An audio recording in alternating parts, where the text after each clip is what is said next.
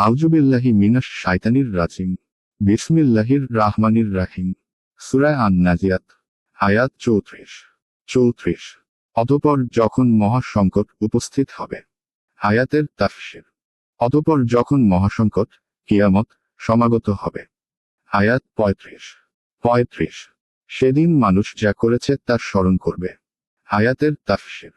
সেদিন মানুষ স্মরণ করবে যা সে করে এসেছে। আয়াত 36। এবং দর্শকদের জন্য প্রকাশ করা হবে জাহান্নাম। আয়াতের তাফসীর। এবং প্রকাশ করা হবে জাহান্নাম কে দর্শকদের জন্য। এক অর্থাৎ প্রত্যেক কাফেরদের সম্মুখে তা উপস্থিত করে দেওয়া হবে, যাতে তারা দেখতে পায় বা বুঝে নেয় যে তাদের এখন থেকে চিরকালের জন্য ঠিকানা হবে জাহান্নাম। কোন আলেম বলেন যে মুমিন এবং কাফের উভয়ই জাহান্নামকে দেখবে।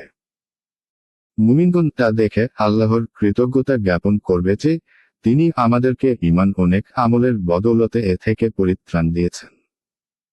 আর কাফেররা প্রথম থেকেই ভয়ে ভীত সন্ত্রস্ত হবে এবং তা দেখে তাদের দুঃখ ও আফসোস আরও বৃদ্ধি পাবে। আয়াত 37। অনন্তর যে সীমালঙ্ঘন করে। আয়াতের তাফসীর। সুতরাং যে সীমালঙ্ঘন করেছে এক অর্থাৎ কুফরি এবং অবাধ্যতায় সীমা ছাড়িয়ে গেছে। আয়াত 38। এবং পার্থিব জীবনকে বেছে নেয়। আয়াতের তাফসীর। এবং পার্থিব জীবনকে প্রাধান্য দিয়েছে। এক অর্থাৎ দুনিয়াকে সে সবকিছু ভেবেছে এবং আখিরাতের জন্য কোনো প্রস্তুতি নেয়নি।